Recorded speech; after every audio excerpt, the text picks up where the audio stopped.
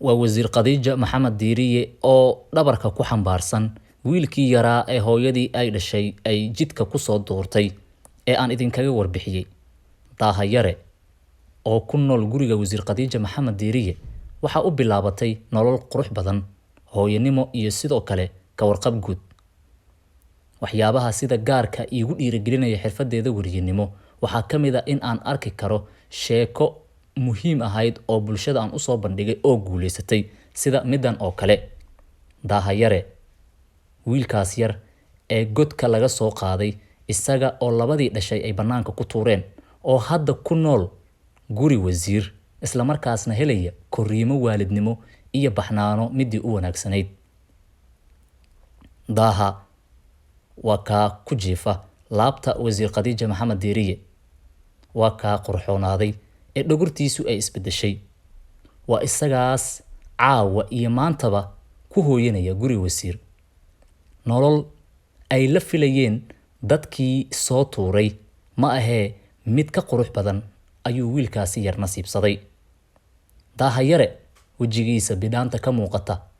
walow uusan qosli karin oo uu weli yar yahay haddana waa la dheehan karaa sida uu markiiba noloshan u bedeshay noloshiisa guud ahaan jir ahaan waa ka wiilku weynaaday dabcan miisaankiisana markii hore iyo hadda farqi weyn ayaa u dhaxeeya daaha yare bal qiyaas wiilkaas quruxda badan hooyadii dhashay ee banaanka ku soo tuurtay maanta waxa ay dareemayso bal ka waran beer adeega hooyadaasi ay samaysay in wiil yar oo ay dhashay ay banaanka ku soo tuurto daaha kaligiis hal qol ayaa u sharaxan halkaas oo uu ku nool yahay laguna warqabo laguna xanaaneeyo wasiir Khadiija Maxamed Diiriye doorkan shariifka ah ee ay qaadatay waxay ku mudan tahay u mahad celin dhammaan dadkii Soomaaliyeed ee warbixintan soo bandhigisteedii ka qayb qaatay ee nala faafiyayna dhammaantood waxaan leenahay guuleysta oo kaalin gala daaha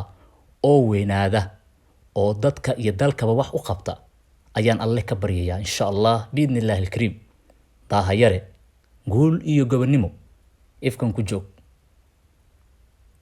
dhinaca kale waxa baaq mudan oo tani ay wacyigelin iyo sidoo kaleba u noqon kartaa bogaadin waalidiinta kale ee qaarkood laga yaabo inay ku fikirayaan inay ilmaha xumeeyaan ama ay tuuraan duruuf kasta iyo xaalad kasta oo nolosha ku soo wajahdo hooyo wiligaaga cunug aad dhashay ha ka doorbidin nolosha oo adag darteedna banaan cidla ah ha dhigin wiilkaaga yar ama ilmahaagaba